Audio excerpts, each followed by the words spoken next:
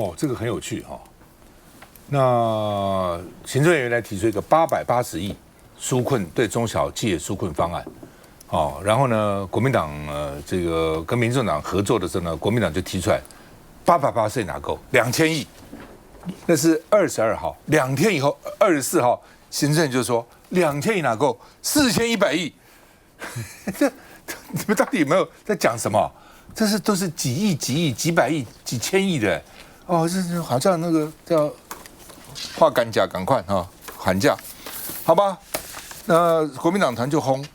说4100，我们现在在谈关税怎么因应，而且事实上，川普现在关税怎么做都不知道哦，因为川普，你从某个角度他真的很疯狂，你也不知道他干嘛，60%跟美国关税无关的，我认为还不止60%哦。黄国昌说你是愚弄台湾人，就是本来880亿嘛，哦，那国民党、民众党说不够，他现在加了50亿，变930亿。我看只有930亿是真正的跟这个关税有关的，其他没有。台电要补助1000亿，什么劳保啊、健保啊，什么乱七八糟，就搞一堆，这跟这个纾困有什么关系呢？有关系哦。不然，当然你要勉强说有关系，有关系。你要讲勉强，因为他不给台电要涨电价什么，就那是另外一回事情了。但是呢，这个所以赖清德也说，如果我们补助台电一些，我就不涨电价；不补助，我就要涨电价。涨电价就你蓝白害的啊，其实就这个逻辑这么简单嘛哈。那这种专家电能专家就说呢，你这是走巧门嘛？你现在补助他1000亿就停了吗？明年就不补助了吗？他今年就不会亏本吗？对不对？你整个能源的结构不去讨论哦，你去讨论这个光补助哦，而且呢，真的以前当时他们不是问了经济部长在立法院说，如果我给你补助，你是不是就不涨电了？经济部长都不敢承诺啊，经济部长说支支吾吾都不讲啊哦，所以它是一个无底洞，你补助1000亿、2000亿，已经补助了3000亿，你要补助多少？你告诉我嘛哦。那赖清德的讲法是说呢，台湾的通货膨胀比日本啊、韩国低啊，比美国低哈。为什么呢？是因为我们核心物价没涨。核心物价为什么没涨呢？因为电费没涨嘛。所以我们只要回补人家，不能叫台电是赔钱啊，要补助台电啊等等了哈。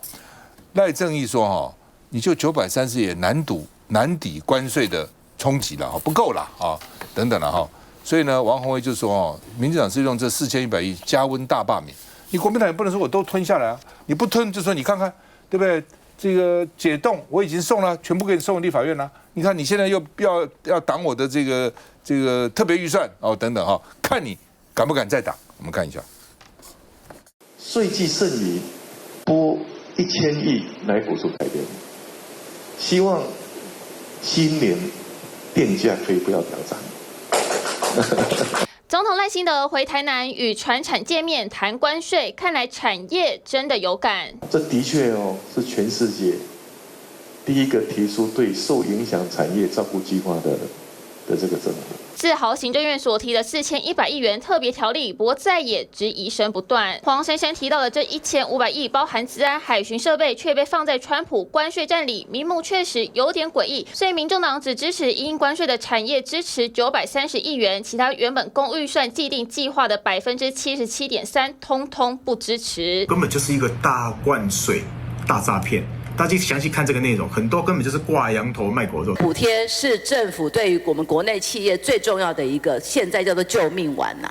是，如果再因为这样子被拉成所谓的关税壁垒的话，他可能会要求我们取消补贴啊。那你今天的这个930亿不是废纸吗？非常谢谢委员的提醒。卓荣泰态度有些放软，因为国民党虽然支持产业930亿元，但对于社会支持部分拨补劳健保关怀弱势是支持，但拨补台电1000亿元，碍于同意在强化国土安全韧性的1500亿元，则认为不知具体内容。请各党团在下礼拜1的时间能够容许有时间，我会亲自到各党团去做说明。国民党并不反对拨补台电。但是我们反对拨补的是一个无底洞的台电，跟我们的相关的一个会谈哈，那我们也都是保持欢迎。补助预算能否通过，至少朝野愿意沟通。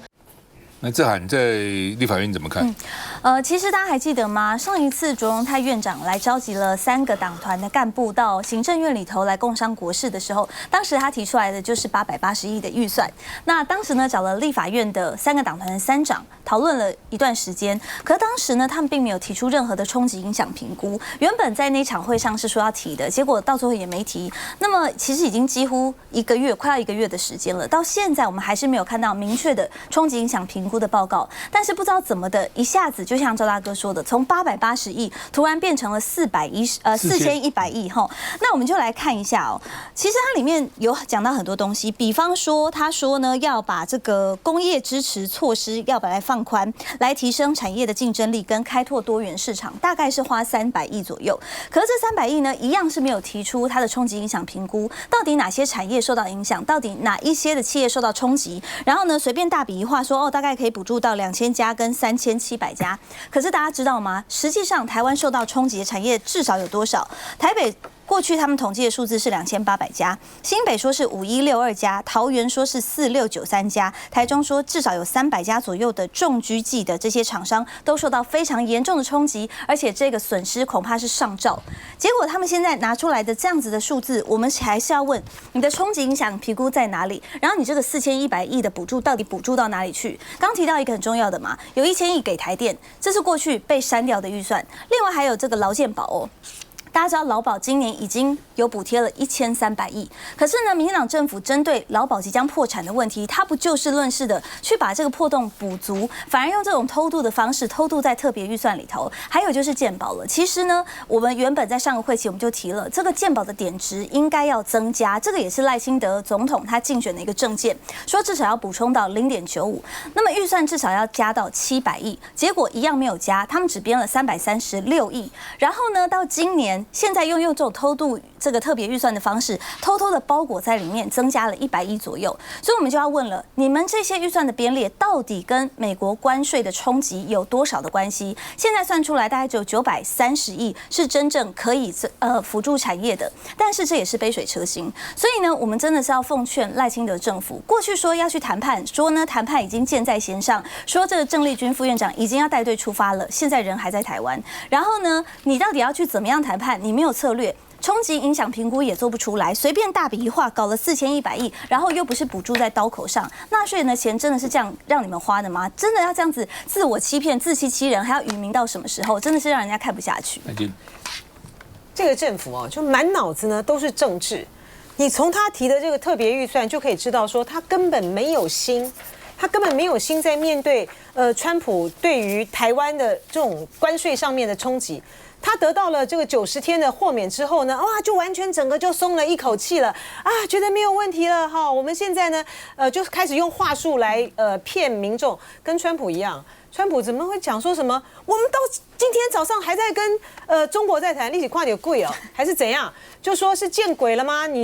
还是说你把韩国人、日本人当成是中国人了啊？政府也是这样啊。他们前2天林佳龙还是不是在跟大家讲，哎呀，我们谈判呢进行了非常的顺利。你是跟谁谈啦？你在哪谈啦？谈了什么啊？就是通通都在骗人。好，你得到了90天的这个豁免，不代表说90天过了之后呢，他就不会再跟你课关税啊。非常的有可能在这个90天之后，搞不好因为川普现在呢，他没有想到中国这么的强硬啊。我预判啊，川普呢在这一次呢，他原本觉得呢，他可以搞得定，就是在俄乌战争这边，他可以搞得定普丁。然后这边呢，关税战这边呢，他也可以搞得定。习近平呢，他想要就是玩这2个，习近平跟普丁，结果没想到呢，到后来的结局呢，就是川普自己会被玩死了啊。在中国撑得住，而美国呢撑不住的情形之下，如果说接下来包括就是中国的财政部长呢到美国去开会，然后也不跟这个央行啊，他也不跟这个也不跟那个美国方面的相关的人会面，然后呢很快的啊，在韩国也要举行，因为韩国是今年的 APEC 的主办国嘛，他马上要举行这个贸易部长会议。如果说呢，中方呢依然是拒绝在这种 APEC 的架构之下，有一些场边的跟美国方面来去接触的话，那你川普怎么办？你川普是不是就是要去打电话，拿起电话打给习近平？现在有一个在梗图上面哈，已经传了很久的一段时间的那个在酸这个川普的，就是呢，川普呢就坐在这个床上哈。这样子痴的这样等哈，翘着脚这样等哈，然后后面呢就是习近平的一张这个相片，这就好像是这个男女朋友呢在谈恋爱的时候呢，有一方呢现在呢是处在一种到底分手未明不明的这个状态，痴的等着对方呢打电话来，这个就是现在的川普。如果说中美双方在未来的期间之内达成了一个 big deal， 那这样子是不是狠狠的就打了赖清德他们那个脱中入北的一个大巴掌，然后怎么会提出这样子的一个特别预算，真的很邪恶哈！把什么补助台电的1000亿，对，也放进去，然后健保的这个200亿也放进去，劳保的100亿也放进去，还有什么高教的什么补助，这些都是应该在你常规预算。无人机，对，就是还有什么海巡署，对，强化这些，通通放进去，它本来就应该在你常规的这个预算里面编列了嘛。现在呢，一次要让它夹带，真的是居心叵测。我想大家看清楚哦，难道这些就是我们作为立法委员要审的预算当中，大家会希望我们放任它通过吗？这就是明实的灌水。我们看到880亿，现在变成930亿，我是讲930亿，为什么？真正用在产业就930亿啊。但是大家都知道根本不够，因为关税战如果确定以后，在做70几天以后确定以后，如果真的增加了这些关税，产业的这些纾困转型不是单纯的930亿就可以处理，它是一个长期的一个作战。但是目前现在看到4100亿里面有这么多灌水的项目，我们就拿这1000亿台电的补助就好。我一定要再一次的强调，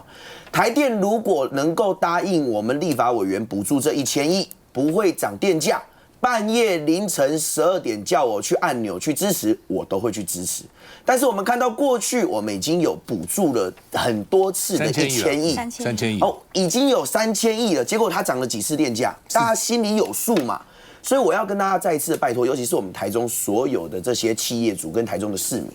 拜托你，台中市民是最可怜的，因为他一手拿着你的税金，一手还要涨你的电价，对不起，最后一手还要荼毒台中的空污，我们的健康，这就是台中的困境，所以我们一定在立法院寸土不让。休息一下再回来，没那么简单。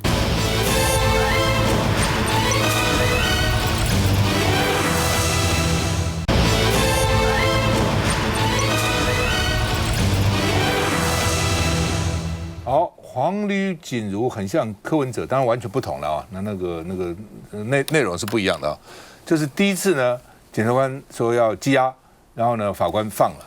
无保请回不用，然后检察官不服抗告，高院发回，第二次压起来了，看起来那个剧本都是这样子哈。那黄吕锦也是啊，然后呢，高院发回更裁，当时呢，地方法院是说呢，没有证据啊，显示他有什么问题啊，结果呢，今天重开羁押庭，哦，当时是说罪权不足啦，哦，那现在呢？是说呢，他有罪啊，有嫌疑啊，所以呢，3小时开庭就把他羁押禁见了啊，所以从无保撤销到3小时羁押禁见，哦，这个变化实在是很大啊，所以我们常讲我们那个法院你也不知道进去会怎样。那另外呢，他就被上铐了啊，然后呢，这个上囚车啊。那黄吕锦如他当国民党台北市党部主委是出钱出力。哦，因为国民党现在没什么钱，尤其台北市这么重要。那他因为做过台北市的民政局长，所以对地方也很熟，宗教团体啊、人民团体都很熟啊。真的是这个很多都拿自己的钱啊，在办活动哈。那所以呢，说黄吕锦如跟柯文哲现在都是第2次就被羁押禁见了啊，所以说命运很相似啊。那另外呢，国民党说，你看昨天就是柯文哲本来还不知道，明天就任何人都有可能了啊。那朱立伦说呢，这是典型的操控司法啊。那另外呢，这个国民党的主工会主任也是不分区立委，他说民进党的目的是制造寒蝉效应，让你们都不敢动啊。那黄吕锦如本来还在猜会不会跟柯文哲一样，那时候还不知道，对，结果没想到呢，结果是一样哈。那他们在国民党有些人在这个台北地方法院外面了哈。那王宏威一度还爆冲哈，说实在太离谱了哈，但是被警察挡下来了哈。我们看一下。下午1点多的时候呢，是裁定黄吕锦如是被羁押禁见2个月。刚才这个高院也发了声明哦，他说认为黄吕锦如有勾串共犯、灭证之余，因此是将他羁押禁见了2个月的时间。黄吕锦如是走上囚车，他们会来送他来到台北看守所，一羁押呢就是2个月时间。当然，国民党这边是非常的不满呢。这一次羁押关键呢，似乎就在一份手机里的 LINE 的档案，这个档案里面似乎就是写的有关于这个党员名册的内容。黄吕锦如是认为他并没有打开，只有转传。院方这边是不采信的，他认为说黄吕锦如这样有转传的动作，那势必就知道这里面的内容，认为他是有参与不实连署的情况。来，洪大兄，通常在法院啊，判例啊，也是法律的一部分哈。我们再看看这项类似这样子伪造文书的案子，以前有没有这样随便就拘押禁见的判例啊？我记得这个，我看了很多人的谈论啊，包括我们主持人，我在看节目上也有提过，好像以前没有这样子的判例啊。其实因为伪造文书去全面搜索，把它羁押起来，像没有像这种判例是没有，所以这也就是外界现在很多人。你去在网络上看啊，现在大家觉得司法不公，这是超过将近有一半人都认为是司法不公哦，所以我是觉得这个我们司法检调哈，因为司法检调，当你的贞操就皇后的最后一道防线如果不在的时候，日后大家不相信司法因为这个事件，我相信还会继续烧了哈，还会烧很久。最后赔上了司法，对国家尤其对司法，你觉得这样子对国家是好的吗？所以我是真的是很诚恳的希望司法检调真的要跳脱党派，因为你是皇后的贞操。老沈是这样哈，7天前，当黄吕锦如被就5保4回请回。那时候我就觉得那个很关键了，我觉得国民党又捡回来了一个空前的危机啊，把它化成由大化中由中化小，大概就又回到一个全身是病的慢性病人，但是呢不会死。那这是对国民党好还是坏？长远来讲是不好，那短期来讲度过这个危机算是好。哦，那是1个礼拜前的事情，但今天呢？这个是180度的转变了，由5保请回变成押了，这个何其严重啊！这个是，尤其是后天就要是后天吗？明天就要游行啊！来了这么一个大转弯啊！这个我觉得对国民党里头啊，大概又要费力的去讨论 what's going on 啊。我们要怎么去处理啊？意见恐怕又是纷大家都不一样。这就好像那个百病缠身的慢性病人，忽然间得了一个急性肺炎啊，那你们都会讲说啊，这是双标啊，半蓝不半绿啊。我觉得我今天就因为是大游行的前夕，我今天就不再去细分这个有什么不一样，因为我讲了，你们会更加讨厌我，所以我就不讲。但是我跟你讲，这个很多人就讲，那个尤其是民进党的议员就讲，这个是组织性的犯罪。那很多人反弹了，这组织性是什么？是黑帮啊？那国民党又不是黑帮，你怎么讲组织性？其实讲的人不是这个意思。后来又把它改成系统性的，组织性也好，系统性也好，其实都不是那么一回事。就是从北到南啊，现在大概有5、6个党部被收了嘛。大概就是说，这一次的亡灵联署弊案，就是说死掉的人这么就是2位数的、上百的就进来了，而且大家不约而同，好像有一个默契，就是说当初第一关的时候是35-0，国民党上下觉得很没有面子，有人很生气啊，那很生气就是要处理，有人很生气就是要补救，那补救的办法呢？这个有一个很大的可能，就是说大家想来想去没有什么办法，就是把以前的拿出来抄嘛。这个也不见得是系统性或者是组织性，但是也很有可能大家就是有默契到，除此一路以外没有别条路。好了，现在已经走到这一条了，就要看这个案情的演变。我觉得这是一个肺炎呢，这是一个对国民党来讲是一个很严重的肺炎。这个如果案情的发展对国民党不利的话，我觉得请谁来，恐怕都救不了。那这个国民党就面临一个几乎是要党灭，或者你讲团灭也好的空前的大危机啊。我的看法刚好跟这个大佬呢完全相反。对，就是说，因为呢，黄吕锦如的今天的被声押被羁押，然后刚好在大罢免前夕，在426的这个前夕，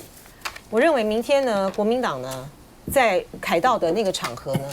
就是国民党展现实力的时刻如果你到今天呢，被逼到这样子的地步的时候呢，还不能够激出最爆棚的人的话呢，那国民党才真的是完蛋。可是呢，从之前的几天，当黄吕锦如呢在第一次的时候，他被叫去这个北检去约谈去传讯的时候，从那个时刻开始，其实国民党呢就非常的愤慨所以在这几天的动员的各方面的消息呢，都是非常非常多人呢踊跃的涌去要报名来参加。然后呢，今天早上呢还有一个消息呢，是宜兰市党部的前的党工等等，有3人呢被收押我那时候在看呢，民进党在过去呢这一段时间来的这个行动，比如说他在台南呢声押的是副主委台南市的这个副主委。那个时候呢，国民党没有大规模的抗议那个是国民党的不对可是呢，他后来呢声押的都是属于党工型的人比较党工型的，比较没有那么的引起注意，然后把那个负责那个联署的这些就年轻人就给重金50万这样交保。所以我在想说，第一次让这个黄吕呢无保请回的时候，他是不是因为他们也很清楚的知道，你今天如果说羁押了黄吕的话，那个事情是不得了的所以他会有所忌惮。就没有想到今天呢，竟然是把他羁押正好就说你为什么会，你就现在就是要研判说，为什么在这样子的一个档口之下，你明明知道这个收押黄吕呢，黄吕个人是非常的可怜这是。这样子的一个出钱出力的一个主委呢，竟然这样子被声押，然后呢，他们讲的这个理由呢，实在是太夸张了，就说他非法利用他人个人资料罪嫌重大，有勾串共犯灭证之余，非要把他给这个收押不可。就算是像你们讲的这个伪造文书，有这么严重吗？有这么严重？他还不像柯文哲呢，柯文哲他们还有个橘子在外面嘞。不是，这是太离谱了橘子不是同案的关系。但是无论如何，他们后来的这个理由，检察官的理由是有一个，就是这个太离谱，就是说这么的离谱的一个理由，能够把这个黄吕这个收押，他就是在帮国民党的426的这个行动呢添柴火。他为什么要这样做？因为呢，现在就是到了2阶段呢最关键的这个时刻，国民党的5个立委呢，通通都过。台北市5立委通通都过2阶，然后呢，陈俊宇那个宜兰这边再去搜索那个去联署这个陈俊宇的那个时候，他们竟然把那个联署书都把它收走嘞，把那个2阶段联署书都收走了。收走了之后呢，就被抗议然后才说我们只是不小心啦，然后再把它还回给那些要去联署的人。你看这样子的一个行动。他就是要让你呢，黄吕呢，你就被收押，然后呢，你接下来呢，你面对到的大罢免的情形的时候，他要你国民党这些人呢动弹不得，你再去动员看看，我就让你动弹不得，然后他就希望呢一举呢能够去歼灭这些有战斗力的这个立委，然后呢，就算是这些人被歼灭了然后到了重选的时候呢，你没有办法动员庄脚，没有办法呢在重选的时候呢再占上风。我觉得民进党的这个一步一步的盘算呢，真的是太就是滥用司法到一个权力，一切呢都是为了他们的政治在考量。休息一下回来。